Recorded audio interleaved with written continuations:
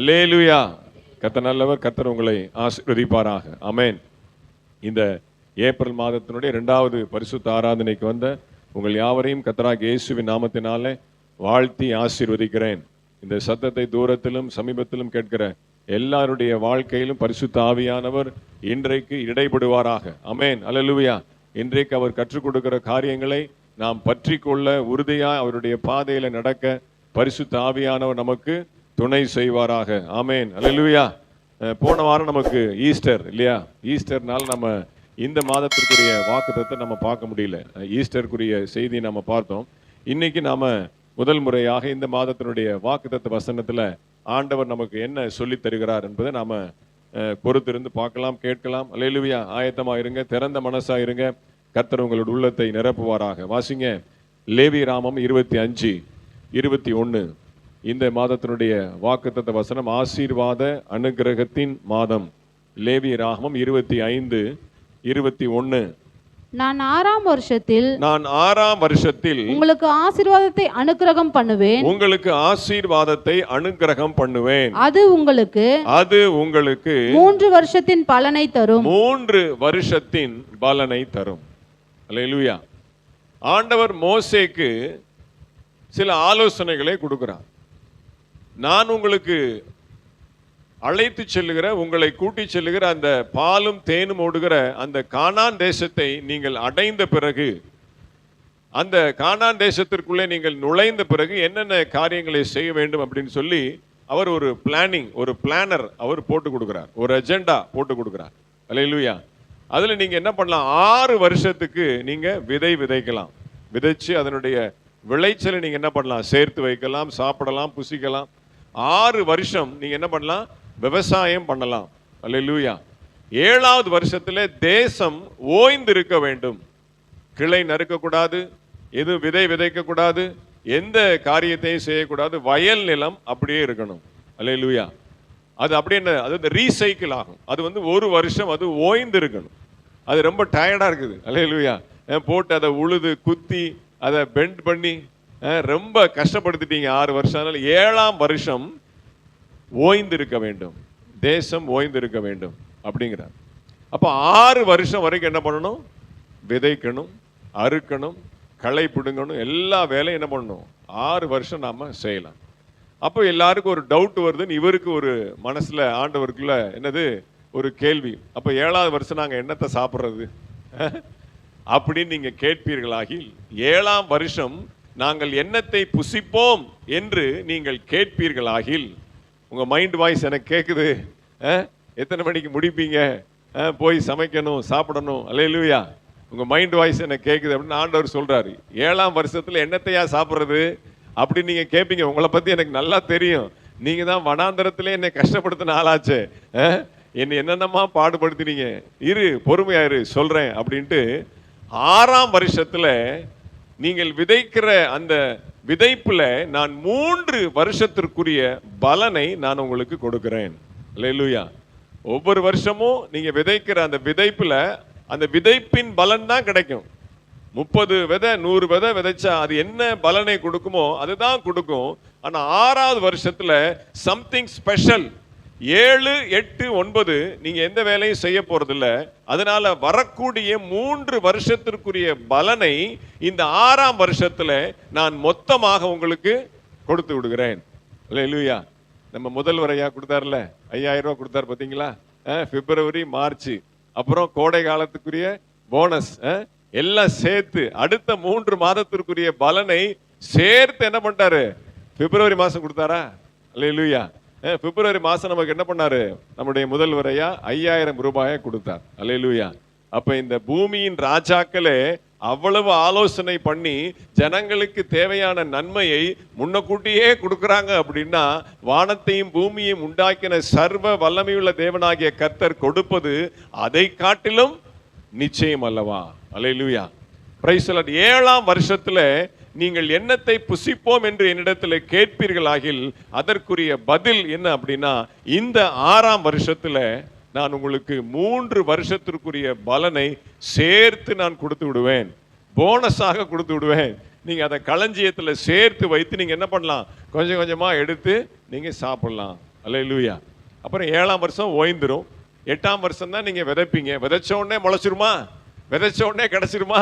8ஆம் வருஷத்துல விதைப்பீங்க. 9ஆம் வருஷம் தான் அது என்ன பண்ணும்? அது அப்படியே கொஞ்சம் பெருசா வரும். 9ஆம் வருஷம் கடைசி தான் நீங்க என்ன பண்ணும்? அறுவடை பண்ண முடியும். அந்த 3 வருஷம் நீங்க என்ன பண்றது? திகைக்க வேண்டாம், கலங்க வேண்டாம், நான் உங்களை திக்கற்றவர்களாக விடேன். அல்லேலூயா. நீங்க பயப்படாதீங்க. உங்கள் இருதயம் கலங்கவும் திகைக்கவும் வேண்டாம். நீங்கள் பயப்படவும் கலங்கவும் வேண்டாம். எண்ணத்தை உண்போம், எண்ணத்தை புசிப்போம் என்று நாளைக்குரிய நாளுக்காக நீங்கள் கவலைப்படாதிருங்கள். 7ஆம் வருஷம், 8ஆம் வருஷம், 9ஆம் வருஷம் என்ன பண்ணுவோம்? அல்லேலூயா. உங்களை படைத்த தேவன் முடிவு பரியந்தம் உங்களுக்கு நடத்த வல்லவராய் இருக்கிறார். இந்த தேவன் நம்முடைய தேவன், மரண பரியந்தம் நம்மை நடத்துவார். சதா காலங்களிலும் நம்முடைய தேவன், அவர் நம்மை மரண பரியந்தம் நடத்துவார். 3 வருஷம் மட்டும் அல்ல, அவர் என்ன பண்ணுவார்? மரண பரியந்தம் நம்மை நடத்த அவர் வல்லவராக இருக்கிறார். அல்லேலூயா. பாருங்க, அப்ப ஒரே வருஷத்துல பாருங்க 3 மடங்கு அவர் பலனை கொடுக்கிறார். அப்ப இன்னைக்கு நாம பார்க்க போறது என்ன அப்படின்னா, அவருடைய பிளானிங்கை குறித்து பார்க்க போறோம். அவருடைய திட்டமிடுதலை குறித்து நாம பார்க்க போகிறோம். புரியுதா உங்களுக்கு? நமக்கு தான் அது வாக்குத்தத்தம். நமக்கு தான் என்னது? அது தேவனுடைய வாக்குத்தத்தம். அவரை பொறுத்த மட்டும் என்னது? அது நமக்கு செய்யக்கூடிய பிளான், நமக்கு செய்யக்கூடிய திட்டமிடுதல். நமக்கு எந்தெந்த காலத்துல என்னென்ன செய்யணும், எப்படி செய்யணும் அப்படின்றது அவருடைய திட்டமிடுதல். நம்மளும் போய் அலைஞ்சு பார்க்கிறோம், ஆனா ஒண்ணும் கிடைக்க மாட்டேங்குது கார், இல்லையா? அவர் ஒரு திட்டம் பண்ணி வச்சிருப்பார், அவர் ஒரு சித்தம் வச்சிருப்பார். எங்க எந்த இடத்துல யார்கிட்ட எவ்வளவு பணம், எப்படிப்பட்ட காரு, டீசலா பெட்ரோலா, என்ன மாடல், எல்லாம் அவர் என்ன பண்ணுவார்?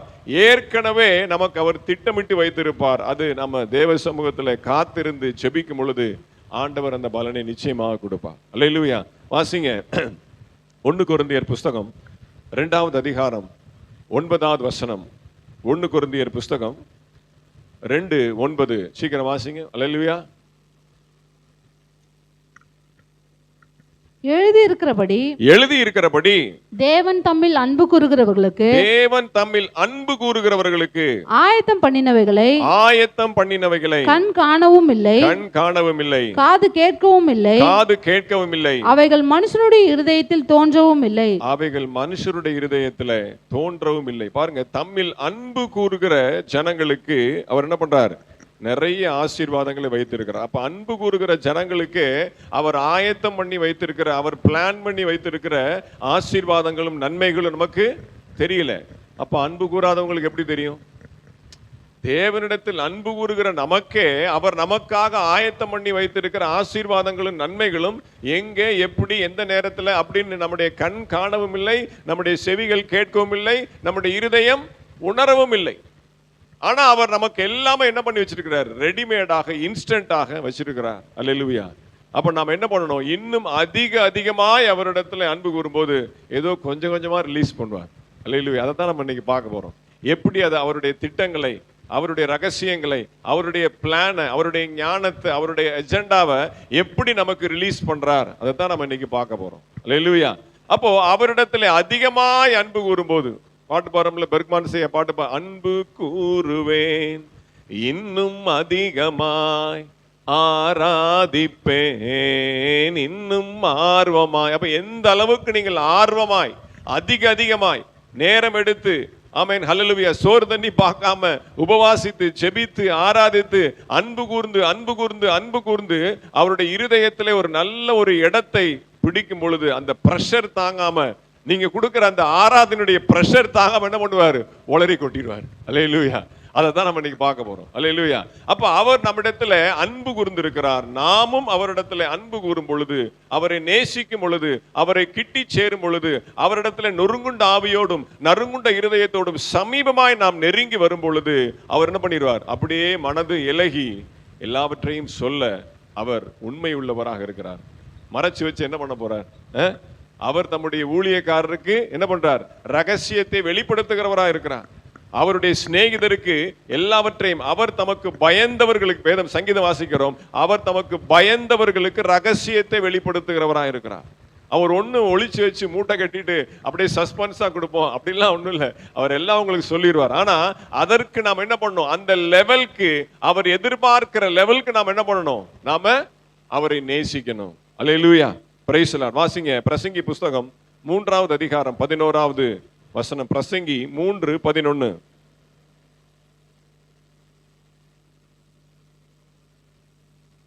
சீக்கிரம் வாசிங்க. பிரசங்கி 3:11.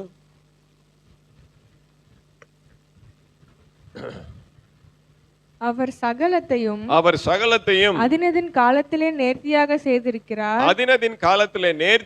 செய்திருக்கிறார். உலகத்தையும் அவர்கள் உள்ளத்திலே வைத்திருக்கிறார். ஆதலால் தேவன் ஆதி முதல் அந்தம் மட்டும் செய்து வரும் கிரியையை மனுஷன் கண்டுபிடியான். அல்லேலூயா. அப்ப ஆதி முதல் அந்தம் வரைக்கும் அவருடைய கிரியைகளை கண்டுபிடிப்பது ரொம்ப கஷ்டம். பிரசங்கி சொல்றான். அல்லேலூயா. அது என்ன காரணம் அப்படின்னு கேட்டீங்கன்னா, உலகத்தையும் அவர்கள் உள்ளத்திலே வைத்திருக்கிறார். பரலோகத்தையும் வச்சிருக்கிறாரு, உலகத்தையும் வச்சிருக்கிறார். அல்லேலூயா. ரெண்டையுமே உள்ள வச்சிருக்கிறார். நாம எதை நாம் நாடுகிறோம்? இந்த சின்ன பிள்ளைங்க விளையாடும் போது இந்த ஒரு வீடியோல பாத்தீங்கன்னா ஒரு பொம்மை ஒரு பக்கம் இருக்கும், ஒரு பக்கம் பைபிள் இருக்கும். அந்த பிள்ளை தவந்து வந்து பைபிள்ல போய் எடுக்கும். இந்த வீடியோ பார்த்துருக்கீங்களா? அப்படியே தவந்து, அது ஏஐலாம் கிடையாது, ஒரிஜினல் வீடியோ தான். ஒரு பேரண்ட் என்ன பண்றாங்க, ஒரு பொம்மையை ஒரு பக்கம் வச்சிருக்கிறாங்க, பைபிள் ஒரு பக்கம் வச்சிருக்கிறாங்க. அந்த பிள்ளை பாருங்க தூரத்துல இருந்து தவழ்ந்து போய் என்ன பண்ணுது, அந்த பைபிள் எடுக்குது. உடனே அவங்க அப்படியே கைத்தட்டி இந்த பிள்ளையை அப்படியே தூக்கி கொஞ்சுறாங்க.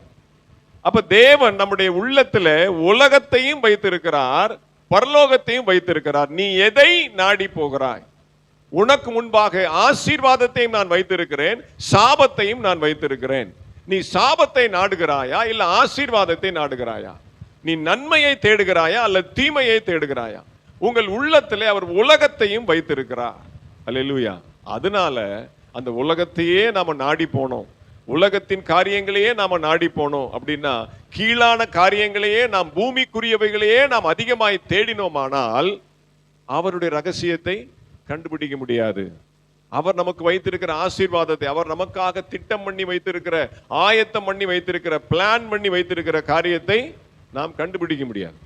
சில நேரம் எங்கள் வீட்டில் இவங்கெல்லாம் டயர்டாக இருந்தாங்க, நானே எடுத்து போட்டு சாப்பிட்றதுக்காக போவேன். பாதி சாப்பிட்டுட்டு முடிச்சிருவேன். அப்போ தான் சொல்லுவாங்க, என்னங்க துவையல் ஃப்ரிட்ஜில் இருக்குது தெரியாதா அப்படிம்பாங்க. அந்த காய் இங்கே தானே வச்சிருக்கிறேன், டப்பாவில் போட்டு வச்சிருக்கிறேன், அந்த காய் எடுத்து சாப்பிட மாட்டீங்களா அப்படிம்பாங்க. எனக்கு என்ன தெரியும், வந்தால் தானே தெரியும், இருக்குன்னு காமிச்சா தானே தெரியும்.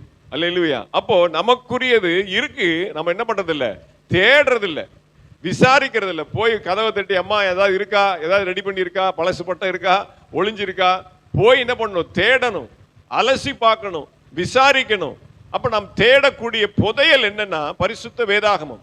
அவருடைய அன்பு, அவருடைய உள்ளம், அவருடைய இருதயத்தின் துடிப்பு, அவருடைய நாடி துடிப்பு எல்லாமே இந்த வேத புஸ்தகத்தில் இருக்கு. அல்லேலூயா. நாம் உலகத்தை தேடாதபடிக்கு நாம் வேதத்தை தேடினோமானால், வேதத்திற்குள்ளே மூழ்கினோமானால், வேதத்தின் ரகசியங்களை, வேதத்தின் வெளிப்பாடுகளை, வேதத்தின் கருக்கான பக்கங்களை நாம் ஆழ்ந்து தியானிக்கும் பொழுது என்ன பண்ணுவார், அப்படியே சொல்லிடுவார். அல்லேலூயா. அவர் டோட்டல் சிலபஸை நம்ம கையில கொடுத்துட்டார். மொத்த இதுக்கு பேரு தீர்க்க தரிசன புஸ்தகம். இதுக்கு பேர் என்னது, தீர்க்க தரிசன புஸ்தகம். எங்கேயும் போய் காசு கொடுத்து பணம் கொடுத்து அங்க போய் இங்க போய் அலைஞ்சி தீர்க்க தரிசனம்லாம் கேட்க வேண்டிய அவசியமே இல்லை.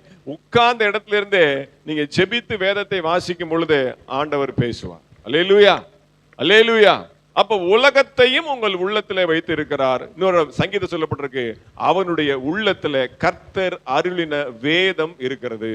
ஸ்பான்டேனியஸ் வருது, நான் எழுதி வைக்கல, சங்கீத புஸ்தகத்தில் இருக்கிறது. அவனுடைய கர்த்தருக்கு பயப்படுகிற தேவ மனுஷனுடைய உள்ளத்துல, அவனுடைய இருதயத்திலே அவர் வேதத்தையும் வைத்திருக்கிறார். அல்லேலூயா. அப்ப நீங்கள் வேதத்தை தேடுகிறீர்களா அல்லது உலகத்தை தேடுகிறீர்களா? உலகத்தை தேடினால் அவருடைய கிரியைகளை கண்டுபிடிக்க முடியாது. வேதத்தை தேடினீங்கன்னா அவருடைய கிரியைகளை கண்டுபிடிக்க முடியும். அப்ப 7ஆம் வருஷத்துல என்னத்தை புசிப்போம் அப்படிங்கிற கேள்வி உங்களுக்குள்ளே எழாது.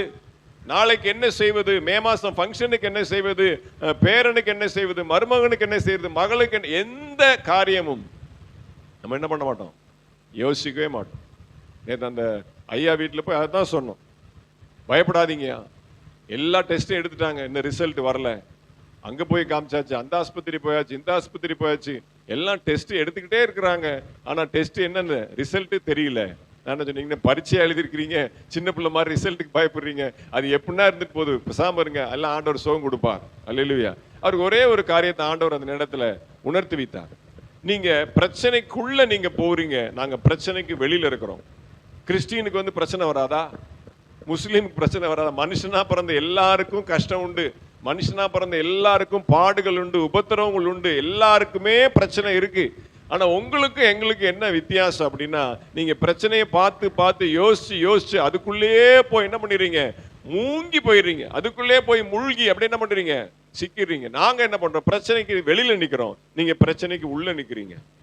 பிரச்சனையை ஊறுகா மாதிரி, கருவேப்பிலை மாதிரி, பாவக்காய் மாதிரி என்ன பண்றோம், ஏசப்பாட்டை ஒதுக்கி வச்சிடறோம். இதெல்லாம் வேண்டாம், பாவக்காய் கசக்கும், பிரச்சனை கசக்கும், இந்தாங்க நீங்களே வச்சுக்கோங்க அப்படி என்ன பண்றோம், ஏசப்பாட்டை ஒதுக்கி வச்சிடறோம். ஜெபம் பண்றோம், ஆண்டவரே நீங்க பாத்துக்கோங்க அப்படின்னு சொல்லிட்டு நாங்க என்ன பண்றோம், எங்க வேலையை பார்த்துட்டு போயிட்டே இருக்கோம். அது தானா சால்வ் ஆகுது. அல்லேலூயா. எனக்கும் பொம்பளை பிள்ளை இருக்கு, 5 பைசா சேர்த்து வைக்கலன்னு 2 வருஷமோ 3 வருஷமோ 5 வருஷமோ ஒரு சேமிப்பு கூட கிடையாது. ஆனா அதை குறித்து நாங்க என்ன பண்றது இல்ல, கவலைப்படுறது இல்ல. மரத்தை வச்சவன் தண்ணியை ஊத்துவான், பிள்ளையை கொடுத்தவன் கல்யாணம் பண்ணி வைப்பாரு. அல்லேலூயா. அப்ப நாம எதை குறித்தும் நாளைய தினத்தை குறித்து கவலைப்படுகிறது இல்லை. அல்லேலூயா. அதுதான் நம்ம இன்னைக்கு பார்க்க போறோம். அப்ப நாம அதுக்குள்ளேயே, அந்த உலகத்துக்குள்ளேயே போய் அந்த சிக்கலுக்குள்ள, அந்த சொந்த பந்தங்களுக்குள்ள, அந்த பிரச்சனைகளுக்குள்ள, அந்த உணர்வுகளுக்குள்ள, அந்த ஆசை பாசங்களுக்குள்ள, உலகத்தினுடைய அந்த சிற்றின்பங்களுக்குள்ள, உறவுகளுக்குள்ள போய் போய் உலகத்தையும் உங்கள் உள்ளத்துல வைத்திருக்கிறார். இஸ்ரவேல் ஜனங்களை கானான் தேசத்துக்குள்ள கூட்டிட்டு போன பிறகு ஒரு வசனம் சொல்லும், அங்க இருக்கக்கூடிய எல்லா மிருகங்களையும் நான் துரத்தி விடவில்லை, சில மிருகங்களை என்ன பண்ணிருக்கேன், வச்சிருக்கிறேன். எதுக்காக? அந்த அடுத்த அதிகாரத்தினுடைய முதல் வசனம் எனக்கு எந்த இடத்துல தெரியல. உங்களை நடத்தி வந்த தேவனாகிய கர்த்தரை நீங்கள் நம்புவீர்களோ நம்ப மாட்டீர்களோ என்று சொல்லி சோதித்து பார்ப்பதற்கு நான் இன்னும் சில மிருகங்களை துரத்தாமல் உங்கள் நடுவே நான் வைத்திருக்கிறேன். நீங்கள் என்னை முழுமையாய் பற்றி கொள்வீர்களோ இல்லையோ என்று சொல்லி நான் அறிந்து கொள்ளும்படிக்கு நான் அவைகளை தேசத்திலே மீதியாக வைத்திருக்கிறேன். பாருங்க, அதான் ரகசியம். ஏன் பாடு வருது, ஏன் பிரச்சனை வருது, ஏன் துன்பம் வருது அப்படின்னா, அந்த துன்பத்தின் மத்தியிலும் நீங்கள் அவரை தேடுகிறீர்களா? துன்பம் நேர்கையில் யாழ் எடுத்து மீட்டாயோ அப்படின்னு பழைய பாட்டு ஒன்று பாடுவாங்க. அல்லேலூயா. துன்பம் வரும்போது தாவீது என்ன பண்ணான், யாழ் எடுத்து என்ன பண்றான், அவன் மீட்டுறான், வாசிக்கிறான், பாடுறான். அல்லேலூயா. துன்பம் வரும்போது யாருங்க பாடுவா? பாடுபடும் போது யாரு பாடுவா? பாடினாங்க பவுலும் சீலாவும். அப்படியே அடிச்சு தொங்க போட்டு தலையில மாட்டும் போது அவனை துதித்து பாடினார்கள். அல்லேலூயா. அப்ப அவங்க உலகத்திலே இல்ல. இவங்க நினைச்சிட்டு இருக்காங்க அவங்கள ஜெயில போட்டிருக்கோம். அவங்க ஜெயிலே இல்ல. உனக்கு தான் நான் சிறை கைதி, நான் விடுதலை பெற்றவன், நான் சுதந்திரவாளி, நான் சுயாதீனன். அல்லேலூயா. அப்ப நீங்க உலகத்திற்குள்ள சிறை கைதியாக சிறைப்பட்டு சிக்குண்டு இருக்கும் பொழுது நீங்க என்ன பண்ண முடியாது, தேவனுடைய திட்டங்களை கண்டுபிடிக்க முடியாது. அல்லேலூயா. அவர் உள்ளத்துல உலகத்தையும் வைத்திருக்கிறார். அதான் அந்த வசனம் திருப்பி ஒரு 3:11 என்ன சொல்லுது பாருங்க. உலகத்தை வைத்திருக்கிறான்னு சொல்லப்படல, உலகத்தையும் வைத்திருக்கிறார். அப்ப இன்னொன்னு என்னது, இன்டைரக்டா மறைமுகமாக பரலோகம், தேவனுடைய அன்பு. அப்ப உலகத்தையும் வைத்திருக்கிறார். நீ அதை மாத்திரம் நீ பார்த்த, இந்த உலகத்தினுடைய அந்த ஜிமிக்ஸ், அந்த ஷைனிங், அதனுடைய ஜொலிப்பு, அதை பார்த்து மயங்கி என்ன பண்ணிடுற, என்ன விலகி போயிடுற. அப்ப நீ எப்படி கண்டுபிடிக்க முடியும்? அப்ப அப்படித்தான் கேள்வி கேட்ப, 7ஆம் வருஷத்துல என்ன செய்யறது, அடுத்த மாசம் ஃபங்க்ஷனுக்கு என்ன பண்றது, என்ன தேவை, எப்படி ஏதுன்னு அப்படியே நம்ம என்ன பண்றோம், யோசிக்கிறோம். ஆனா நம்ம மாம்சம்தான், நாமளும் மனிதர்கள் தான். ஆனாலும் அந்த கட்டத்தை விட்டு வெளியில வர வேண்டும் என்று சொல்லி அவர் நம்ம இடத்துல எதிர்பார்க்கிறார். நீ தேவனுடைய பிள்ளை தானே, நீ என்னை ஆராதிக்கிற தேவ பிள்ளை, உனக்காக நான் எல்லாம் வச்சிருக்கிறேனே, நீ ஏன் கவலைப்படுற? அல்லேலூயா. வாசிங்க மத்தேயு புஸ்தகம் 6வது அதிகாரம் 34வது வசனம். மத்தேயு புஸ்தகம் 6வது அதிகாரம் 34வது வசனத்தை வாசிக்கலாம். நான் உங்களுக்கு சொல்லுகிறேன், பரிச்சேதம் சத்தியமான. மத்தேயு 6:34. ஆகையால் நாளைக்காக கவலைப்படாதிருங்கள், நாளைய தினம் தன்னுடையவைகளுக்காக கவலைப்படும், அந்தந்த நாளுக்கு அதினதின் பாடு போதும். அல்லேலூயா. Praise the Lord. 12ஆம் தேதி ஏப்ரல் மாசம் 2026 வருஷம் ஞாயிற்றுக்கிழமை. இந்த நாளுக்காக கவலைப்படுங்க, நாளைக்காக நீங்க கவலைப்படாதீங்க. நாளைய தினம் ஒன்று இருந்தால் கர்த்தருக்கு சித்தமானால், அப்படிதான் வாசிக்கிறோம். கர்த்தருக்கு சித்தமானால் நாளைய தினம் நான் உயிரோடு கூட இருந்தால் இன்னின்ன காரியத்தை செய்வேன் என்று சொல்லி தாழ்மையோடு சொல்லுங்கள். அல்லேலூயா. நாளைக்காக சேர்த்து, இன்னைக்கே சேர்த்து ஏன் அடிஷனலா கஷ்டப்படுறீங்க? இன்னைக்குரிய பிரச்சனையே இன்னைக்கு முடியல, இன்னைக்கு மத்தியான சாப்பாடே இன்னும் முடியல, நாளைக்கு மத்தியானம் என்ன சாப்பிட்றது? எங்க மாமியார் கேட்பாங்க, நாளைக்கு என்ன பண்ண போற அப்படிம்பாங்க. நாளைக்கு என்ன வாங்க போற அப்படிம்பாங்க. ஏமா இன்னைக்கே என்ன முடியல. அப்பதான் காலையில சாப்பிட்டு கை கழுவிட்டு உட்காந்துருப்பாங்க சோஃபால. நாளைக்கு என்ன பண்ணும்? இன்னும் மத்தியானம் இருக்கு, நைட் இருக்கு. அந்தந்த நாளுக்குரிய பாடு போதும். நாளைக்காக ஏன் எக்ஸ்ட்ரா இன்னைக்கே கவலைப்படுறீங்க? 7ஆம் வருஷத்துல என்னத்தை புசிப்போம் என்று சொல்லி இப்பவே இன்னும் தேசத்துக்குள்ளேயே போகல, அதுக்குள்ள உங்க மைண்ட் வாய்ஸ் எனக்கு கேட்டுருச்சு. அல்லேலூயா. நாளைக்கு பாடு, நாளைக்கு முழிச்சு எந்திரிச்சு தேவ சமூகத்தில் நிக்கிறதுக்கு அதுக்காக யோசிங்க. நாளைக்கு என்ன பாட்டு பாடலாம், என்ன ஆராதிக்கலாம், என்ன அதிகாரம் வாசிக்கலாம், யாரை போய் சந்திக்கலாம், யாருக்கு ஆண்டவரை பத்தி சொல்லலாம், அதற்குரிய காரியத்தை பிளான் போடுங்க. அல்லேலூயா. அந்தந்த நாளுக்கு அதினதின் பாடு போதும். ரொம்ப போட்டு எங்க மேனேஜர் சொல்லுவார், ஜாஸ்தி தலைக்கு ஏத்திக்காதப்பா அப்படிப்பா. ஜாஸ்தி தலைக்கு ஏத்துக்காத. நான் திருப்பி அவருக்கே ரிப்பீட் அடிப்பேன். அல்லேலூயா. அப்போ ரொம்ப தலையில என்ன பண்ணக்கூடாது? பாரத்தை ஏத்தக்கூடாது. அல்லேலூயா. அந்தந்த நாளுக்கு அதினதின் பாடு போதும். நாளைக்காக கவலைப்படாதீங்க, 7ஆம் வருஷத்திற்காக கவலைப்படாதீங்க. உங்களுக்கு அடிஷனலா கொடுத்துட்டேன். 3 வருஷத்திற்குரிய பலனை 6ஆம் வருஷத்துல நான் அள்ளி கொடுத்து விட்டேன். தைரியமா இருங்க. உங்களை நடுரோட்ல விட்டுற மாட்டேன். திக்கற்றவர்களாக நான் உங்களை விடேன். வாசிங்க எபேசியர் புஸ்தகம் 3ஆவது அதிகாரம் 10-11. எபேசியர் 3:10-11. உன்னதங்களில் உள்ள துரைத்தனங்களும் அதிகாரங்களுக்கும் அவருடைய அனந்த ஞானமானது சபையின் மூலமாய் இப்பொழுது தெரிய வரும் பொருட்டாக இயேசு கிறிஸ்துவை கொண்டு எல்லாவற்றையும் சிருஷ்டித்த தேவனுக்குள்ளே ஆதி காலங்கள் முதல் மறைந்திருந்த ரகசியத்தினுடைய ஐக்கியம் என்னதென்று எல்லாருக்கும் வெளிப்படையாக காண்பிக்கிறதற்கு இந்த கிருபை எனக்கு அளிக்கப்பட்டிருக்கிறது. சொல்லுங்க, எல்லாரும் சொல்லுங்க. இந்த கிருபை எனக்கு அருளப்பட்டிருக்கிறது, அளிக்கப்பட்டிருக்கிறது. அருளப்பட்டிருக்கிறது. அப்படிதான் இருக்கு. அளிக்கப்பட்டிருக்கிறதா? இந்த கிருபை, எல்லாரும் சொல்லுங்க. இந்த கிருபை எனக்கு அளிக்கப்பட்டிருக்கிறது.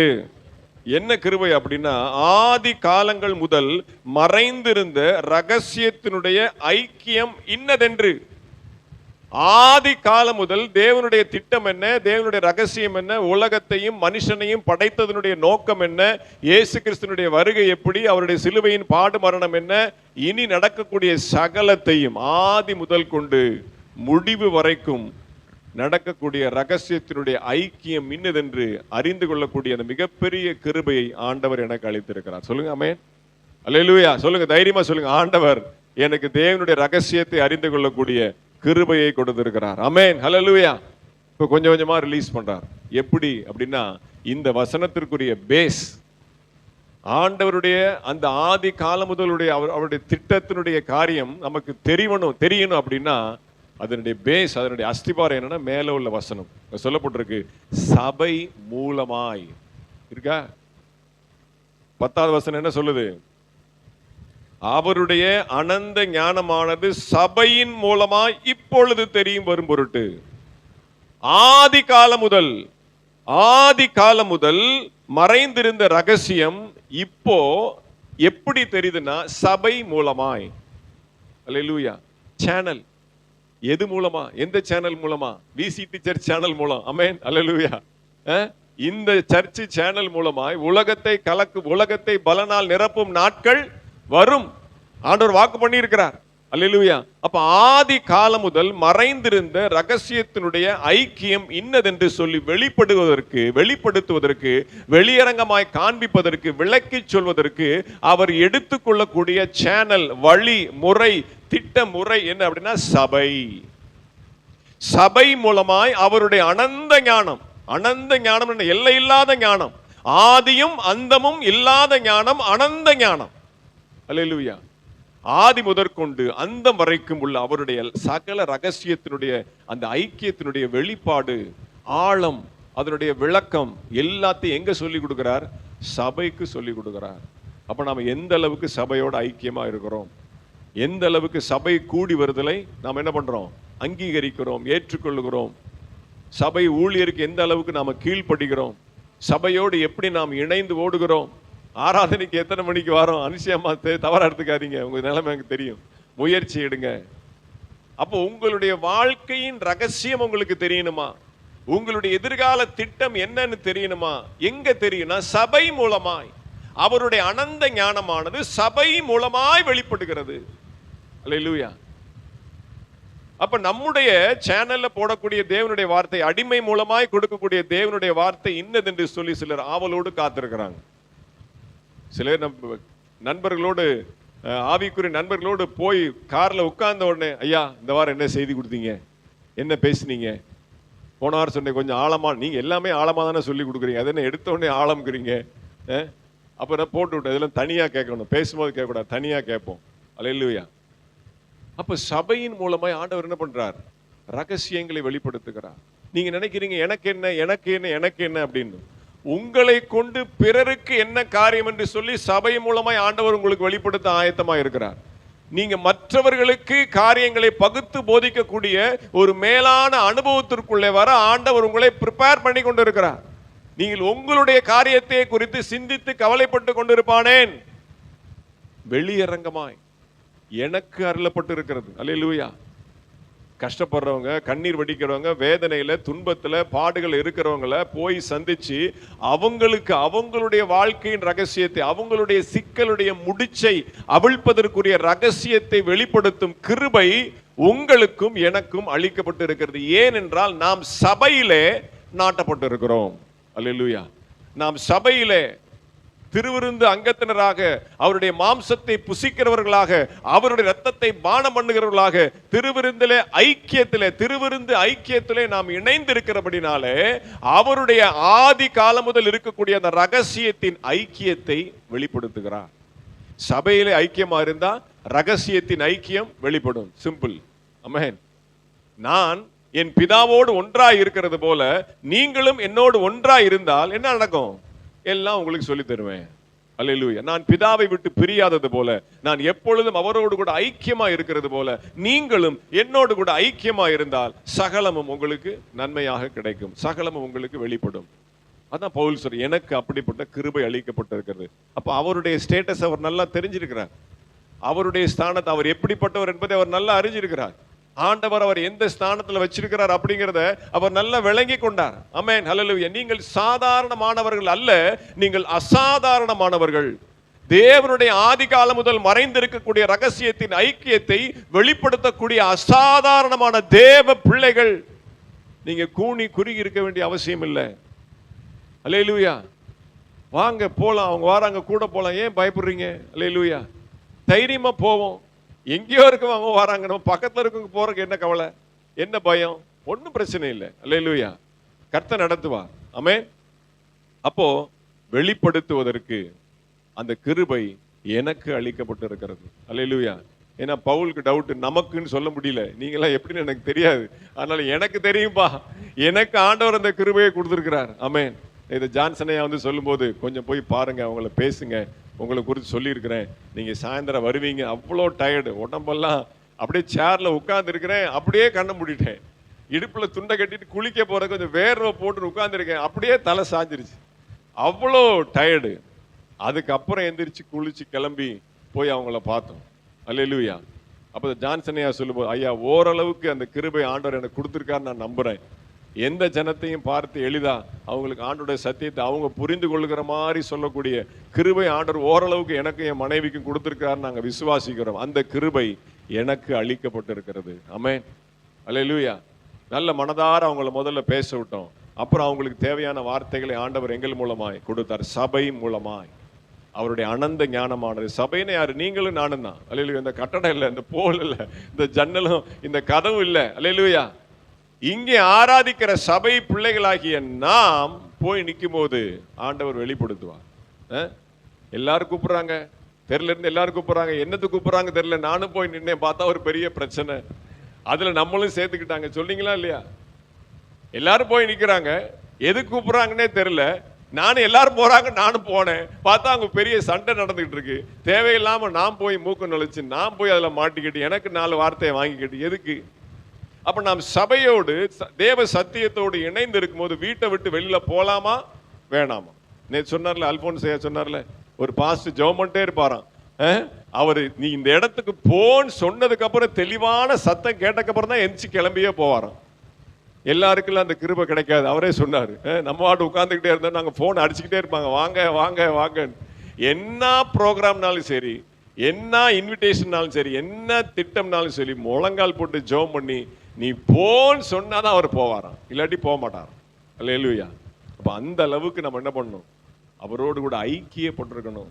அவர் அனுமதி இல்லாமல், அவருடைய அந்த ஒரு பெர்மிஷன் இல்லாமல் நம்ம என்ன பண்ணக்கூடாது? எந்த ஒரு காரியத்தையும் செய்யக்கூடாது.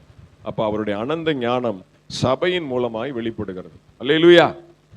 சரி, இப்போ ஒரு சில உதாரணங்களை பார்த்து ஆண்டவர் எப்படி ரகசியத்தை வெளிப்படுத்தினார், எப்படி ஆண்டவர்கிட்ட இருந்து அவருடைய பிளானை, அவருடைய அந்த மறைந்திருக்கிற அந்த திட்டத்தை எப்படி வெளியில கொண்டு வந்தாங்க, எப்படி அதை லீக் பண்ணாங்க, கொஸ்டின் பேப்பர் லீக் ஆகிற மாதிரி எப்படி அவருடைய ரகசியத்தை எப்படி அவங்க லீக் பண்ணி அவங்க வாங்கிக்கிட்டாங்க, அந்த ரிசீவ் பண்ணிக்கிட்டாங்க. அதை நம்ம பார்த்து ஜெபித்து முடிக்க போகிறோம். வாசிங்க ஆதியாகமத்தின் புஸ்தகம் 41வது அதிகாரம் 32வது வசனம். ஆதியாகமம் 41:32.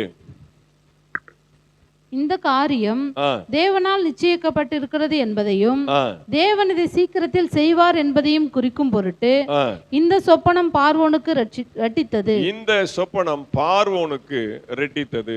அதே அதிகாரத்துல 35வது வசனத்தை வாசிங்க. அவர்கள் வரப்போகிற நல்ல வருஷங்களில் விளையும் தானியங்கள் எல்லாம் சேர்த்து பட்டணங்களில் ஆகாரம் உண்டாயிருக்கும்படிக்கு பார்வோனுடைய அதிகாரத்துக்குள்ளாக தானியங்களை பத்திரப்படுத்தி வைத்து வைப்பார்களாக. பாருங்க, 32வது வசனத்துல வாசிக்கிறோம், இது தேவனால் நிச்சயிக்கப்பட்டிருக்கிறது. அப்ப தேவனால் நிச்சயிக்கப்பட்டிருக்கிற ஒரு விஷயத்தை, தேவனால் ஆயத்தம் பண்ணப்பட்டிருக்கிற ஒரு விஷயத்தை, தேவனால் திட்டம் பண்ணப்பட்டிருக்கிற ஒரு விஷயத்தை எப்படி யோசேப்பு அறிந்து கொண்டான்? அதான் ரகசியம். நெஞ்ச நிமித்தி பார்வோன்ட்ட தைரியமா சொப்பனத்துக்குரிய அர்த்தத்தை சொல்லிட்டு, இது தேவனால் நிச்சயிக்கப்பட்டிருக்கிறது அடிச்சு சொல்றான். இது எங்களுடைய ஆண்டவரால் இப்படித்தான் திட்டம் பண்ணப்பட்டிருக்கிறது. எப்படி அவனுக்கு தெரியும்? எப்படி தைரியமா சொல்றான்? அல்லேலூயா. இது சீக்கிரமாய் நடக்க போகுது என்பதனால இந்த சொப்பனம் பார்வோனுக்கு ரெட்டித்தது. ஒரே மாதிரி சொப்பனம், ஒரே அர்த்தமுள்ள சொப்பனம் 2 முறை பார்வோனுக்கு வந்ததுனால அவன் அடிச்சு சொல்றான், மனுஷகுமாரன் விடுவித்தால் மெய்யாகவே மெய்யாகவே விடுவிப்பார். அப்படிதானே? 2 முறை மெய்யாகவே மெய்யாகவே. ஆமென். இது நடக்க போகுது அப்படிங்கிறத பார்வோனுக்கு ஆண்டவர் 2 முறை சொப்பனத்துல காண்பித்திருக்கிறார். அப்ப அவனுக்கு அந்த ஞானம் எப்படி வந்தது? எங்க வந்ததுன்னா ட்ரைனிங். அங்க யார் வீட்டுல? அவனை முதல்ல அடிமை வாங்க பேர் போத்திபார். ட்ரைனிங் அவனுக்கு எங்க நடக்குது? போத்திபார் வீட்டுல. இத்தனை பெரிய பொல்லாங்குக்கு நான் எப்படி உடன்படுவது? தேவனுக்கு விரோதமாய் பொல்லாங்கு செய்ய நான் எப்படி என்னை உட்படுத்திக் கொள்வது? அங்க இந்த டெஸ்ட்ல பாஸ் ஆகிறான். நேற்று தான் ஞானராஜ் பிரதர் அருமையா எடுத்தாரு தியத்தீரா சபையை குறித்து. நீ மனம் திரும்பாவிட்டால், நீ மனம் திரும்பினால் உனக்கு அதெல்லாம் கிடைக்கும், மனம் திரும்பாவிட்டால் 2 சொல்றார். நீ வந்து மனம் திரும்பிரு. உன்னிடத்துல இப்படிப்பட்ட மாம்ச இச்சை இருக்கிறது, சிந்தையிலே பாவம் இருக்கிறது, பார்வையிலே பாவம் இருக்கிறது, செய்கையிலே பாவம் இருக்கிறது. தியத்தீரா சபையினுடைய தூதனுக்கு ஆண்டவர் வெளிப்படுத்துகிற காரியம். நீ மனம் திரும்பாவிட்டால் கை எடுக்கிறாரு, வடி எடுக்கிறார். அல்லேலூயா. அப்போ ஒரு பாவத்திலே விழக்கூடிய, அதான் சொன்ன ஒரு சொந்த வாழ்க்கையை குறித்து சொன்னார் இல்லையா? மாம்சத்துல கூட ஜெயித்திடலாம். சொப்பனம் எனக்கு ரொம்ப பிரயோஜனமா இருந்தது.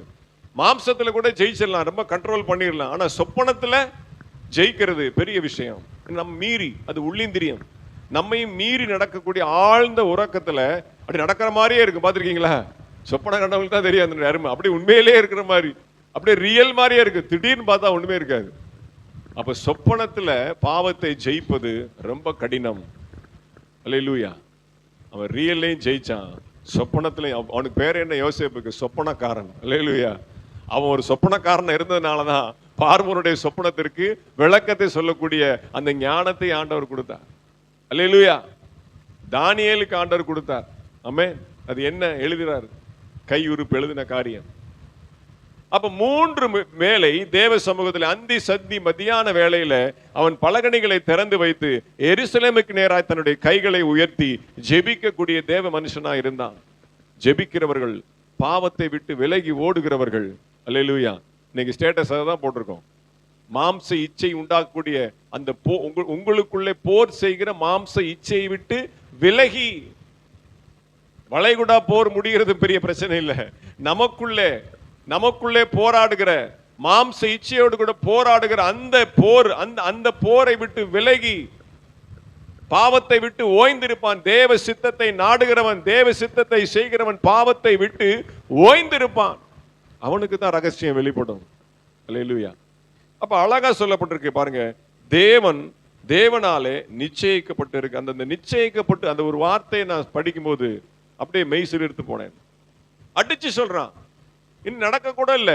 எத்தனையோ ஜோசியர்லாம் முடியலட்டான், எத்தனையோ குறிகாரெல்லாம் எனக்கு தெரியலட்டான். ஆனா இவன் ஒருத்த மட்டும் பாருங்க, அழகா அர்த்தத்தையும் சொல்லி அதற்குடைய சொல்யூஷனையும் சொல்லி பாருங்க, இது தேவனால் நிச்சயிக்கப்பட்டு இருக்கிறது. சொல்லிட்டு பாருங்க 35ஆம் வசனத்துல, அவர்கள் வரப்போகிற நல்ல வருஷங்களில் விளையும் தானியங்களை எல்லாம் சேர்த்து பட்டணங்களில் ஆகாரம் உண்டாயிருக்கும்படிக்கு பார்வோனுடைய அதிகாரத்திற்குள்ளாக தானியங்களை பத்திரப்படுத்தி வைப்பார்களாக. பிரச்சனையே சொல்லிட்டான், அதற்கு என்ன தீர்வு சொல்லிட்டான். அப்படிப்பட்டவர்களா எனக்கு அப்படிப்பட்ட கிருபை அளிக்கப்பட்டிருக்கிறது. அல்லேலூயா.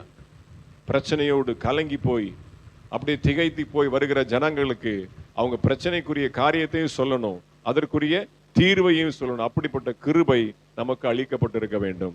அப்ப நாம் என்ன பண்ணோம்? பலவிதமான சோதனைகளை தாண்டி வர வேண்டும். அல்லேலூயா. யோசேப்பு கடந்து வந்தது போல அவனை குழியில தூக்கி போட்டாங்க. அவனை என்ன பண்ணாங்க? அடிச்சாங்க, சாவடி அடிச்சு தூக்கி குழியில போட்டாங்க, போத்திபார் வீட்டுல போட்டாங்க, சிறைச்சாலையில போட்டாங்க.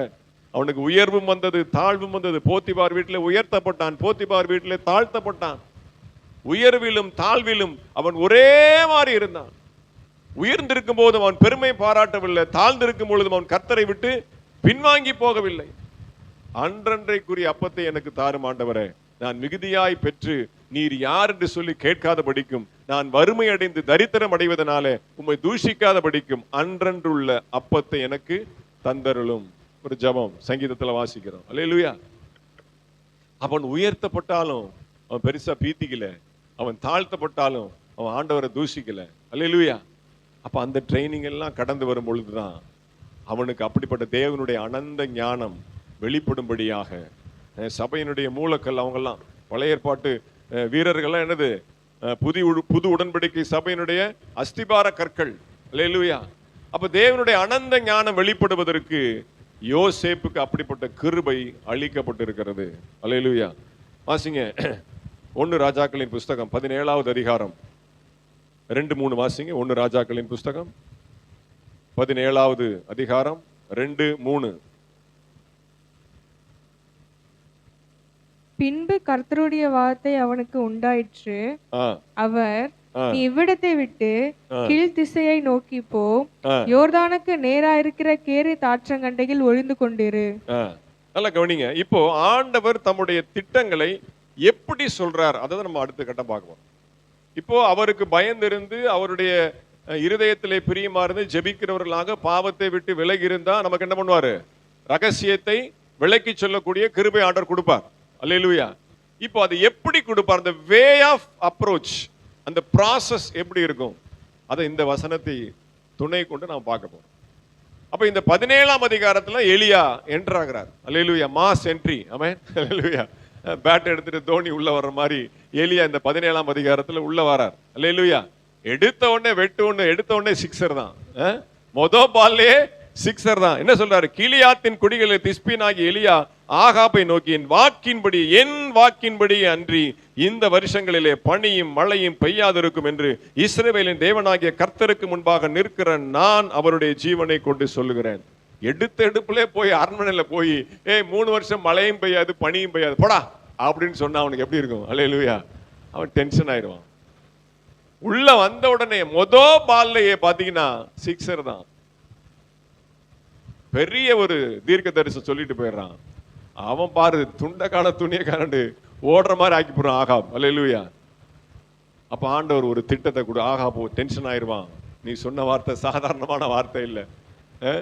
மழையும் பெய்யாது, பனியும் பெய்யாது, தேசத்துல பஞ்சமும் வறுமையும் தரித்திரமும் தலைவிரித்து ஆடும் என்று சொல்லி நீ தைரியமா சொல்லிட்டு வந்துட்ட, அவன் உன்னை வெட்டி போட்டுருவான். அப்ப பிளான் கொடுக்கிறார், அஜெண்டா என்ன பண்ணலாம், ஆகாப்புடைய கண்களுக்கு எப்படி மறைந்திருக்கலாம், அடுத்து அதான் பிளான் 2-3 என்ன சொல்றாரு பாருங்க.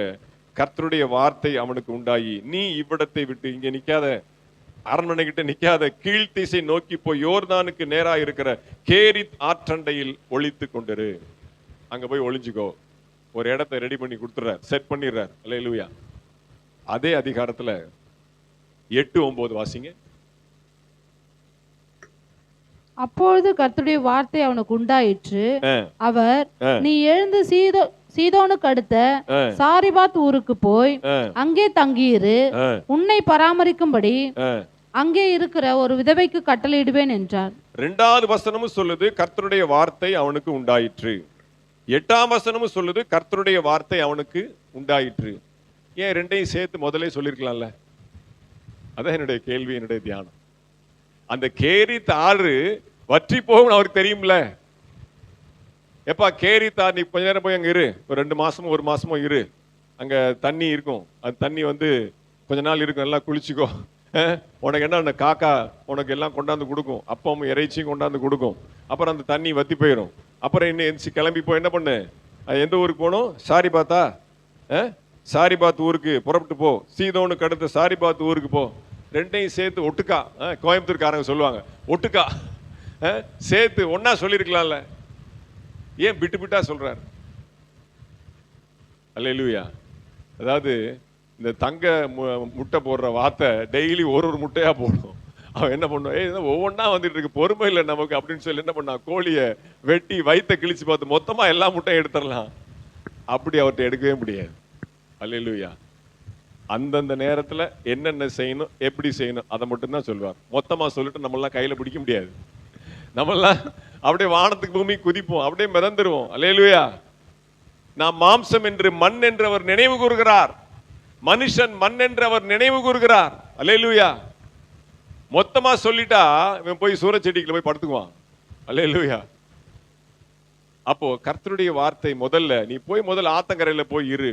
போறான், உட்கார்றான், கிடைக்குது, பார்த்தா ஆறு வத்தி போறது. அப்புறம் திருப்பி வானத்தை பார்க்கறான், அப்புறம் திருப்பி கர்த்தருடைய வார்த்தை அவனுக்கு உண்டாயிடும். அப்ப நமக்கு பொறுமை வேணும். நமக்கு எல்லாமே மொத்தமா கிடைக்கும்னு நினைக்கிறோம், எல்லாமே ஃபுல்லா கிடைக்கணும். நமக்கு டெஸ்ட் வைக்கிறாங்க பிள்ளைங்களுக்கு. நாங்கெல்லாம் படிக்கும்போது ஃபுல் அட்டை டு அட்டைன்னு சொல்லுவாங்க, அட்டை டு அட்டை படிக்கணும். ஆனுவல் எக்ஸாம் அதுதான். இப்போ எல்லாம் பார்த்தீங்கன்னா இப்போ டேர்ம் இல்லையா, 3 மாசத்துக்கு என்ன நடத்துனாங்களோ அதுதான் பரீட்சை. அப்புறம் ஆஃப் எலினா அந்த ஆஃப் எலியில் அந்த அதுக்கப்புறம் உள்ளதான், ஃபுல் கிடையாது. குவார்டர்லிக்கு படித்த போர்ஷன் கிடையாது, அப்படித்தானே? ஃபுல்லாக வருமா? மாற்றிட்டாங்க உங்களுக்கு. அப்போ அட்டை டு அட்டை நமக்கு எல்லாம் ஃபுல்லாக கொடுத்துடணும். அப்படின்னா தான் நமக்கு தைரியம் வரும். அப்படி இல்லை, அந்தந்த நேரத்துக்கு என்னென்ன செய்யணும். நமக்கு பொறுமை இல்லை, நிதானம் இல்லை. அடுத்து என்ன, அடுத்து என்ன, அடுத்து என்ன? அல்லேலூயா. அவசரப்படுறோம். அடுத்து என்ன பண்ணணும், அடுத்து என்ன செய்வார், 9ஆம் வருஷம் என்ன கொடுப்பார், இவ்வளவு நாள் ஆச்சு ஒரு ஆத்மா கூட இல்லையே, இத்தனை வருஷம் ஆச்சே. சரித்திரம் சொல்றாங்க, நம்மோட நிறைய அண்ணன்மார்களா இருக்கிறாங்க. அல்லேலூயா. 10 வருஷம் 15 வருஷம் ஒரு ஆள் கூட இல்லாம இருக்கிறவங்களா இருக்கிறாங்க. அல்லேலூயா. அப்ப தேவனுடைய திட்டம் அந்தந்த நேரத்துக்கு சொல்லப்படும். இப்போ இந்த வருஷம் இதை பண்ணியிருக்கிறோம். இப்ப நேற்று அதிகாலையில ஒரு திட்டத்தை ஆண்டவர் கொடுத்தாரு, அதுக்காக நான் ஜெபம் பண்ணிட்டு இருக்கிறேன். அல்லேலூயா. அதற்குரிய அடையாளமும் நேற்று நிறைவேறிடுச்சு. அல்லேலூயா. அப்ப அந்தந்த நேரத்துல எந்தெந்த காரியத்தை செய்யணும் என்பதை அவர் சபைக்கு வெளிப்படுத்துகிறார்.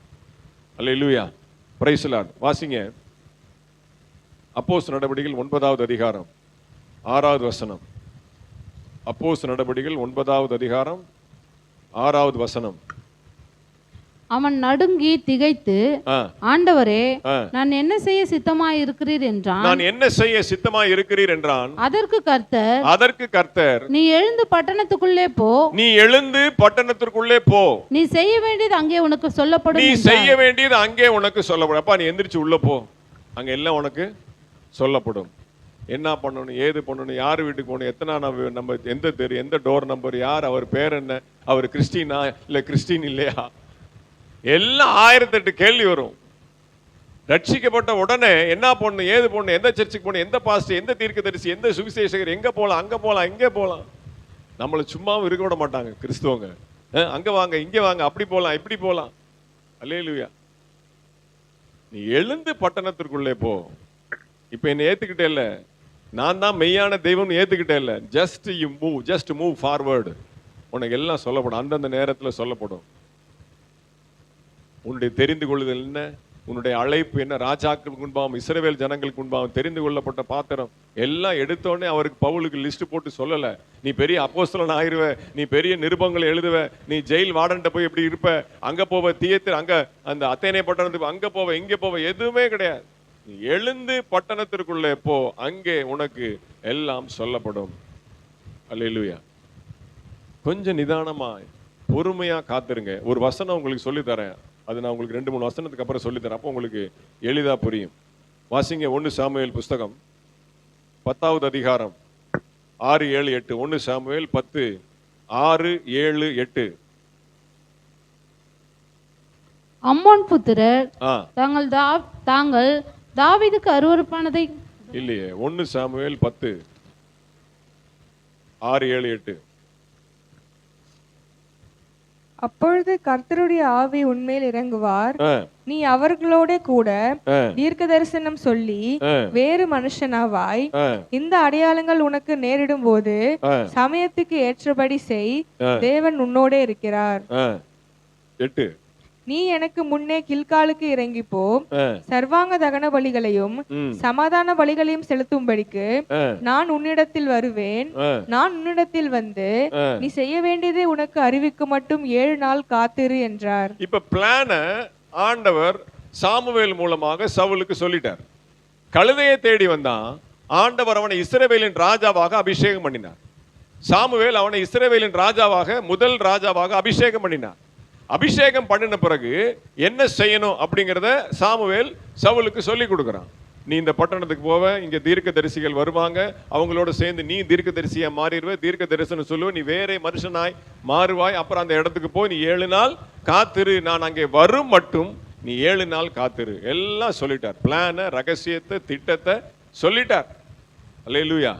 ஆனா இடையில ஒரு பாயிண்ட் எக்ஸ்ட்ரா சொன்னாரு, அதுதான் அவனுக்கு ஒரு இடரலாக போயிடுச்சு. இடரல் அவர் கொடுக்கல, இவன் அட்வான்டேஜா எடுத்துக்கிட்டான். என்னன்னா அங்க வாசிங்க, இந்த அடையாளங்கள் உனக்கு நேரிடும் போது சமயத்துக்கு ஏற்றபடி நீ செய், தேவன் உன்னோட கூட இருக்கிறார். அந்த பாயிண்ட பிடிச்சுக்கிட்டான்.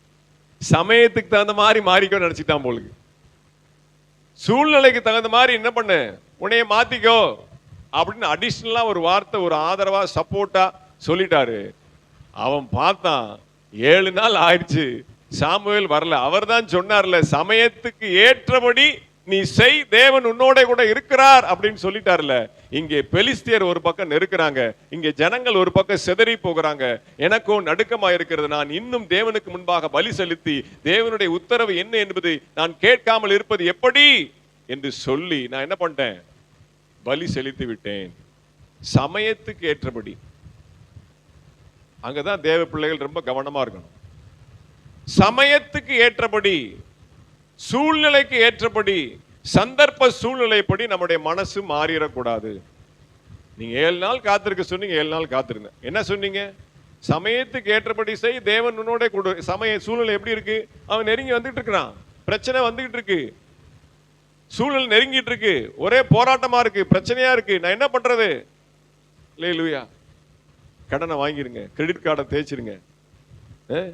கிருபையினால இந்த செலவு மட்டும்தான் கிரெடிட் கார்டு தேய்க்காம ஆண்டவர் இந்த காரியத்தை இம்மட்டும் நகர்த்தி போயிருக்கிறார். அல்லேலூயா. அந்த ஒரு விஷயத்துல வைராக்கியன்னு சொல்றது கூட எனக்கு பயமா இருக்கு. ஆனால் தேவன் துணையா இருந்திருக்கிறார். இத்தனை லட்சங்கள். அப்போ சமயத்துக்கு ஏற்றபடி நீ செய், தேவன் உன்னோட கூட இருக்கிறார். இங்கேதான் நாம என்ன பண்ணிடுறோம், தப்பா புரிஞ்சுக்கிறோம். சூழ்நிலைக்கு தகுந்த மாதிரி நாம செஞ்ச ஆண்டவர் எல்லாத்துக்கும் நமக்கு துணையா இருப்பாரு. நாம செய்யறதெல்லாம் கரெக்டு தான், எல்லாத்துக்கும் கடவுள் நமக்கு உதவி செய்வாரு. அவர் நம்ம கூட தான் இருக்கிறார், நம்ம கூட தான் இருக்கார். நம்ம செய்யறது எல்லாத்தையும் நம்ம என்ன பண்றோம், ஃபேவராகவே, நமக்கு சாதகமாகவே எடுத்துக்கொண்டு போகிறோம். அந்த தப்பு நானே நிறைய இடம் செய்வேன். எல்லாம் கரெக்டா இருக்கு, அடையாளம் நிறைவேறிச்சு. ஆனா என்ன அங்க ஒரு வார்த்தை, நீ வேறே மனுஷனாவாய். நீ கர்த்தருடைய ஆவிக்குள்ளாக தேவனுடைய ஆவியை பெற்று தேவன் தான் இதை செய்கிறார் என்பதுல என்ன உனக்கு நிச்சயம் இருக்கு? அந்த சந்தர்ப்பம், சமயம், சூழ்நிலையில நாம நிக்கிறோம் பாத்தீங்களா, அதுதான் நமக்கு பெரிய ஒரு சேலஞ்சிங், பெரிய ஒரு சவாலான ஒரு காரியம். என்ன அப்படின்னா, அந்த சந்தர்ப்ப சூழ்நிலையை தாண்டி, அந்த நெருக்கத்தை தாண்டி, அந்த உபத்திரவத்தை தாண்டி என்ன செய்யணும்னு சொல்லி தீர்மானம் எடுத்து ஒரு முடிவுக்கு வரோம் பாருங்க, அதுக்குள்ள மண்டை குழம்பு போயிடும். அந்த இடத்துல ஆண்டவர் நமக்கு உதவி செஞ்சாதான். இல்ல கொஞ்சம் ஸ்லிப் ஆச்சு அப்படின்னா பிரச்சனையில மாட்டிக்குவோம். அல்லேலூயா. அப்ப அதுல சவுல் பிசகிட்டான், அந்த ஒரு வார்த்தையில ஏமாந்துட்டான். அவர் வேற அர்த்தத்துல சொன்னாரு, இவன் வேற அர்த்தத்துல புரிஞ்சுக்கிட்டான். இவன் சாமுவேல் வர்றதுக்கு முன்னாடி பலி செலுத்தி ஆண்டவருடைய பார்வையில ஒரு குற்றவாளியாக மாறிவிட்டான். அப்ப தேவ திட்டம் நமக்கு வெளிப்படும் பொழுது அதை நல்லா விளங்கி கொள்ளக்கூடிய ஞானம் நமக்கு வேணும். அல்லேலூயா. இந்த கல்யாணம் பார்க்குற விஷயத்துலதான் இது ரொம்ப பிரச்சனையாகும். இந்த பொண்ணை பார்த்துடலாமா, இந்த பொண்ணு தானா, இந்த பையன் தானா அப்படின்னு முடிவுக்கு வர்றதுக்குள்ள பெத்தவங்க படுற கஷ்டம் இருக்கு. இன்னைக்கெல்லாம் நிறைய பிள்ளைங்க பெத்தவங்களுக்கு அந்த வேலையை கொடுக்கறதே இல்லை, இல்லையா? எல்லாம் அவங்கவுங்க, வா நீ வா நான் போ. நாங்கெல்லாம் கஷ்டப்பட்டுருக்கோம். எங்கள் அம்மா அப்பாலாம் உட்காந்து பேசுவாங்க, என்னப்பா முடிச்சிடலாமா, இதுதானா, இந்த பையன் தானா அப்படின்னு சொல்லி எங்கள் தாத்தா பாட்டிகிட்ட பேசுவாங்க எங்கள் அம்மா அப்பா உட்காந்து. இப்போ அந்த காலத்தில் பெரியவங்க உட்காந்து பேசுனாங்க, என்ன பண்ணலாம், ஏது பண்ணலாம், பையன் எப்படி, குடும்பம் எப்படி, அம்மா எப்படி, கொழுந்தியா எப்படி, நாத்தனா எப்படி, எல்லாம் விசாரிப்பாங்க. ஊர் எப்படி, என்ன வேலை பார்க்குறா, அது முன்ன பின்ன. நாங்கள் போய் பொண்ணு மாப்பிள்ளை பார்த்துட்டு எங்கள் அப்பா திடீர்னு இறங்கினாரு கார்ல இருந்து. என்ன இறங்குறீங்க அப்படின்னு கேட்டாங்க எங்கள் அம்மா. இல்லை இந்த டீ கடையில் போய் ஒரு டீ சாப்பிட்டு அந்த மாப்பிள்ளை எப்படி, பேர் தெரியுமா அப்படின்னு, ராஜேந்திரன் எப்படின்னு கேட்டு வந்துடுறேன் அப்படின்னு போனாரு. கரெக்டாக பார்த்தீங்கன்னா அவர் அழகர்னு ஒருத்தவர், எங்கள் அத்தானுடைய ஃப்ரெண்டு. இந்த மாதிரி வந்தோம், பொண்ணு பார்க்க வந்தோம், அந்த பையன் ராஜேந்திரன் எப்படி தங்கமான பையங்க, என் கூட தான் வேலை பார்த்தான், தாராளமாக கொடுக்கலாம், எடுறா வண்டி அப்படின்ட்டார் எங்கள் அப்பா. போகலாம் மதுரைக்கு, போதும் அப்படின்ட்டார். அல்லேலூயா. இன்னைக்கு வரைக்கும் நல்லா இருக்கிறாங்க. ஆமென், பிரைஸ் எல்லாம். எனக்கு அது ஞாபகம் இருக்கு. நான், எங்கள் அம்மா, எங்கள் அப்பா, எங்கள் சின்னம்மா தான் போனோம். எல்லாம் பார்த்தாச்சு, பேசி, இருந்தாலும் மனசுக்குள்ள ஒரு தயக்கம். இல்லை இறங்கி ஒரு டீ சாப்பிட்டு வந்துடுறேன்னு போய் கரெக்டாக விசாரிச்சாரு. விசாரிச்சாலும் அவருடைய ஃப்ரெண்டு, அவரோட ஒன்றா வேலை பார்த்து. அப்போ நமக்கு தயக்கம், பயம். அப்போ எது சரி எது தப்பு? ஏன்னா கல்யாணங்கிறது வாழ்க்கையில் ஒரு தடவை வர்றது, அதில் ஸ்லிப் ஆயிடுச்சுன்னா அவ்வளோதான். அப்புறம் அந்த சிக்கல்ல இருந்து வெளில வரவே முடியாது. அந்த கரெக்டாக அந்த ஜாடிக்கேத்த மூடி பொருந்தணும். ஜாடி மூடி ஒன்றா உட்காந்தாதான் அது அப்படியே எங்கே போனாலும் டிராவல் ஆகும். ஜாடியும் மூடியும் ஒன்னா இல்லைன்னா அதை நீங்க எடுத்துட்டு போனா பாதியிலே கீழே விழுந்துரும், ஜாடி உடஞ்சிரும், மூடி உடஞ்சிரும், குடும்பம் சிதறிடும், பிள்ளைகள் சிதறி போயிடுவாங்க. அல்லேலூயா. அப்ப சமயத்துக்கு ஏற்றபடி எதை செய்யணும் அப்படிங்கிறத நம்ம ரொம்ப ஜாக்கிரதையா தேவ சமூகத்துல பொறுமையாக நாம காத்திருக்கணும். அல்லேலூயா. அடுத்து வாசிங்க, இதுதான் நான் உங்களுக்கு கொடுக்கக்கூடிய திறவுகோல் வசனம். வாசிங்க சங்கீத புஸ்தகம் 119வது அதிகாரம் 105வது வசனம். சங்கீதம் 119 105. உம்முடைய வசனம் என் கால்களுக்கு தீபமும், உம்முடைய வசனம் என் கால்களுக்கு தீபமும், என் பாதைக்கு வெளிச்சமுமாய் இருக்கிறது. என்னுடைய பாதைக்கு வெளிச்சமுமாய் இருக்கிறது. உம்முடைய வசனம் என்னுடைய கால்களுக்கு தீபம். நல்லா கவனிச்சு பாருங்க. அவருடைய வசனம் நம்முடைய கால்களுக்கு தீபம். உங்க கால் எப்படி வைக்கும்? ஒரு 2 எட்டு வைப்பீங்களா? ஒரு தாவுனா 3 எட்டு போகுமா? அது வரைக்கும் தான் வசனம் உங்களை வழி நடத்தும். புரியுதா?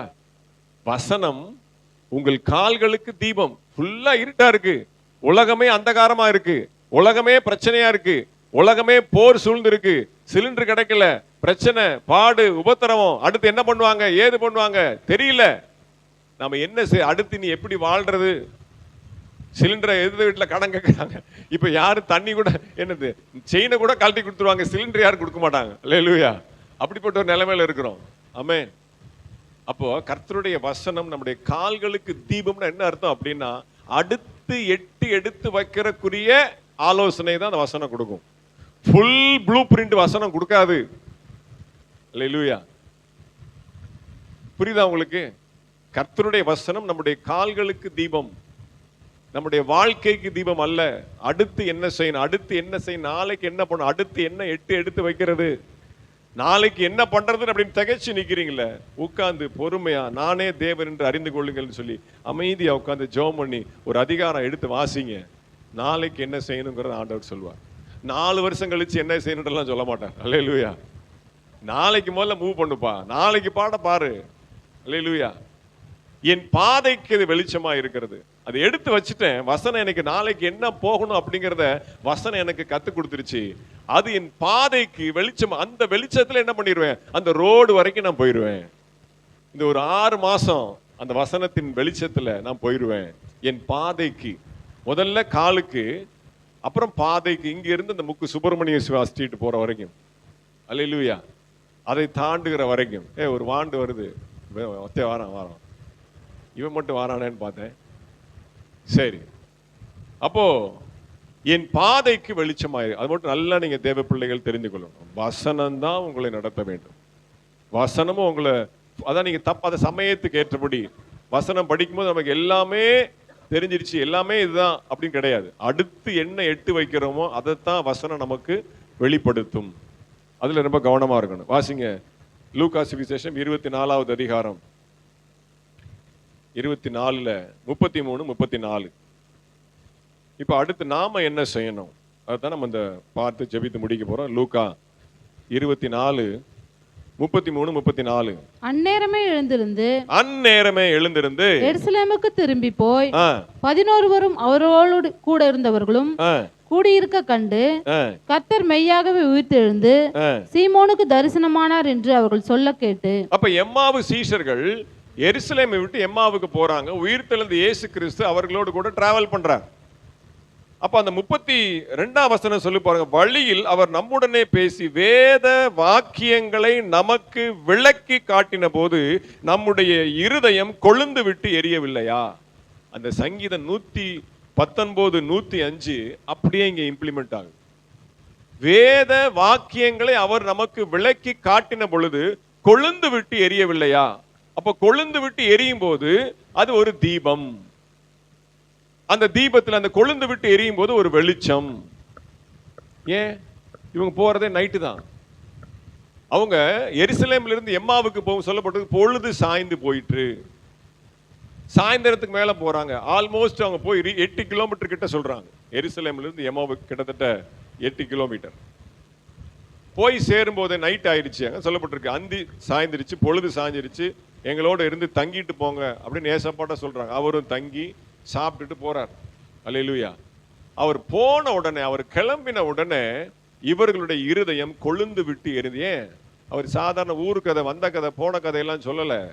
வேத வாக்கியத்தை, பைபிள் எடுத்து ஆண்டவருடைய சத்தியத்தை, தீர்க்க தரிசனத்தை விளக்கி சொல்லுகிறார். அப்ப கொழுந்து வசனம் என் கால்களுக்கு தீபம். அப்ப என்ன இதுல காரிய ரகசியம் அப்படின்னா, வசனம் கொழுந்து விட்டு எரிந்த உடனே அடுத்து என்ன செய்யணும்னு சொல்லி அவங்களுக்கு தெரிஞ்சிருச்சு. என்ன பண்ணணும்? உடனே திருப்பி ரிட்டர்ன் எருசலேமுக்கு போகணும். சீஷர்களுக்கு அவர் உயிர் தெளிந்த காரியத்தை சொல்லணும். ஆனா அவங்க என்ன 8 கிலோமீட்டர் நடந்து வந்திருக்கோம்ப்பா, டயர்டா ஆயிடுச்சு, கொஞ்சம் இருந்து படுத்துட்டு காலையில டிஃபன் சாப்பிட்டுட்டு நம்ம காலையில போய் பேதுருட்டு போய் சொல்லுவோமே, பேதுரு எங்க போயிட போறாரு, ஓடியா போயிட போறாரு, அவரே நடுங்கி போய் ரூம்குள்ள எல்லாம் ஒளிஞ்சிட்டு தானே இருக்கிறாங்க, நாளைக்கு மெதுவா போய் சொல்லிக்கலாம். இல்ல, வேதம் சொல்லுகிறது அந்நேரமே, இம்மீடியட். வசனம் உங்களுக்கு வெளிச்சத்தை காண்பித்த உடனே, வசனம் உங்களுக்கு பாதையை காண்பித்த உடனே, வசனம் உங்களுக்கு அடுத்து என்ன எட்டு வைக்கணும் அப்படின்னு சொல்லி சொன்ன உடனே நீங்கள் தீவிரமாய் செயல்பட வேண்டும். இல்ல அப்படின்னா அந்த வசனம் டைலூட் ஆயிரும். இன்னொரு சிந்தை வரும். இன்னொருத்தன் வருவான், ஏய் அம்மா அப்படி செய்யாத, அதெல்லாம் செஞ்சா சரி வராது, அந்த மாப்பிள்ளையெல்லாம் சரி வராது, நீ இந்த மாப்பிள்ளைய. அல்லேலூயா. தேவன் ஒரு காரியத்தை செய்ய வேண்டும் என்று சொல்லி தெளிவா அடையாளத்தை காமிச்சிட்டார் அப்படின்னா என்ன பண்ணும்? ஜெபம் பண்ணி அதுல தீவிரமாக இறங்குவதற்கு என்ன பண்ணும்? முனைப்போடு செயல்பட வேண்டும். லேட் பண்ணக்கூடாது. வாசிங்க லூக்கா சுவிசேஷம் 2வது அதிகாரம் 15 16. லூக்கா 2 15 16. தேவதூதர்கள் அவர்களை விட்டு ஆ. பரலோகத்துக்கு போன பின்பு ஆ. மேய்ப்பர்கள் ஒருவரை ஒருவர் நோக்கி, ஆ. நாம் பெத்லகேம் ஊருக்கு போய் ஆ. நடந்ததாக கர்த்தரால் நமக்கு அறிவிக்கப்பட்ட ஆ. இந்த காரியத்தை பார்ப்போம் வாருங்கள் என்று சொல்லி ஆ. தீவிரமாய் வந்து எப்படி போட்டிருக்கு? தீவிரமாய் வந்து தீவிரமாய் வந்து மரியாளையும் யோசேப்பையும் முன்னணியிலே கிடத்திருக்கிற பிள்ளையும் கண்டார்கள். முன்னணியிலே கிடத்தி இருக்கிற பிள்ளையும் கண்டார்கள். தேவதூதன் பரலோகத்திலிருந்து அவர்களுக்கு என்ன பண்றான்? இயேசு பிறந்திருக்கிற நற்செய்தியை சொல்லுகிறான். எப்போ? பட்ட பகல்ல இல்ல, ராத்திரி. அங்க சொல்லப்பட்டிருக்கு மேய்ப்பர்கள். அங்க பாருங்க, அப்பொழுது அந்த நாட்டிலே மேய்ப்பர்கள் வயல்வெளியில தங்கி ராத்திரியிலே தங்கள் மந்தையை காத்து கொண்டிருந்தார்கள். நைட்டு தான் வந்து தேவதூதன் என்ன பண்றான்? இயேசு பிறந்த நற்செய்தியை மேய்ப்பர்களுக்கு சொல்லுகிறான். அவங்க என்ன பண்ணல, லேட்டா இல்ல, இவ்வளவு இருட்டாயிருச்சு, எங்கிட்டு போய் மரியாதையும் யோசேப்பையும் தேடுறது? அப்ப தேவதூதன் நமக்கு அறிவித்த காரியங்களை போய் பார்ப்போம் என்று சொல்லி தீவிரமாய் அதே நைட்டு, அதே ராத்திரி வேளையில அவர்கள் தீவிரமாய் எழுந்து போய் புறப்பட்டு போய் யோசேப்பையும் மரியாளையும் பார்க்க அவர்கள் புறப்பட்டு போனார்கள். அல்லேலூயா. அப்போ எப்படி கிடைக்கும்னு பார்த்துட்டோம். அதை பெற்றுக்கொள்வதற்கு நாம என்ன செய்யணுங்கிறதையும் பார்த்துட்டோம். அதை பெற்றுக்கொண்ட பிறகு எப்படி செயல்படணும் அதையும் பார்த்துட்டோம். அப்ப தேவனுடைய ரகசியம், தேவனுடைய திட்டம் நாம் பெற்றுக்கொள்வதற்கு, அவருடைய கிருபையை நாம பெற்றுக்கொள்வதற்கு நாம் அதற்குரிய பரிசுத்தவான்களா இருக்க வேண்டும். அவர் அப்பப்பதான் சொல்லுவாரு, ஃபுல்லா சொல்ல மாட்டாரு. ஆனா சொன்ன உடனே நீங்க எப்படி செயல்படுறீங்கன்னு பார்ப்பார். இவங்க இருந்து நைட்டு தங்கிட்டு காலையில போறாங்களா, அப்படி தங்குறதா அடுத்து அவங்க பக்கமே போக மாட்டார். அவ்வளவுதான். சில நேரம் அன்பின் ஆவியானவர் நம்மை நெருக்கி ஏவர். பவுல் சொல்றல, அவருடைய அன்பின் ஆவி என்னை நெருக்கி ஏவுகிறது. இதை செய்ய ஆண்டவர் சொல்வார். இல்ல நாளைக்கு பார்த்துக்கலாம் அப்படின்னு நம்ம தூங்கிடுவோம், அசால்ட்டா விட்டுருவோம். அப்ப நமக்கு அடுத்த ரகசியத்தை ஆண்டவர் வெளிப்படுத்த மாட்டார். அப்ப அதை அவங்க செஞ்சாங்க. சரி, கடைசி ஒரு வசனத்தை வாசித்து நாம் ஜெபித்து முடிக்கலாம். அப்போஸ்தலர் நடபடிகள் 10வது அதிகாரம் 5-6 வாசிங்க. அப்போஸ்தலர் 10:5-6.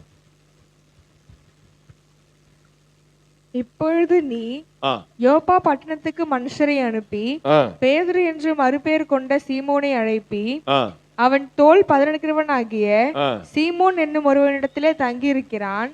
அவனுடைய வீடு கடலோரத்தில் இருக்கிறது. நீ செய்ய வேண்டியதை அவன் உனக்கு சொல்லுவான் என்றான். நீ செய்ய வேண்டியதை அவன் உனக்கு சொல்லுவான். அல்லேலூயா. அப்ப ஆண்டவர் என்ன பண்றார் அப்படின்னா, ஒரு தேவ மனுஷனை உங்களுக்காக நியமித்து வைத்திருக்கிறார். இந்த சபைக்கு நீங்கள் செய்ய வேண்டியதை சொல்வதற்கு என்னை ஆண்டவர் ஆயத்தப்படுத்தி இருக்கிறார். ஆமென். எத்தனை பேர் நம்புறீங்க? எத்தனை பேர் விசுவாசிக்கிறீங்க? அல்லேலூயா. நீங்கள் செய்ய வேண்டியதை சொல்வதற்காக ஆண்டவர் என்னை இந்த ஸ்தானத்துல நிறுத்தி வைத்திருக்கிறார். அப்ப தேவனுடைய வசனம் உங்களுக்கு வெளிச்சத்தை கொடுக்கும்.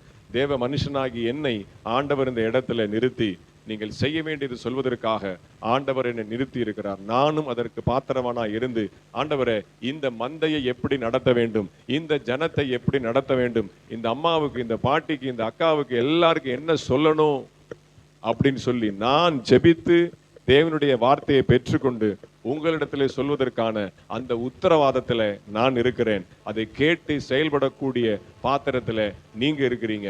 கர்த்தர் உங்களை ஆசீர்வதிப்பாராக. எல்லாரும் கண்களை மூடி நாம் ஜெபிக்கலாம். ஹல்லேலூயா.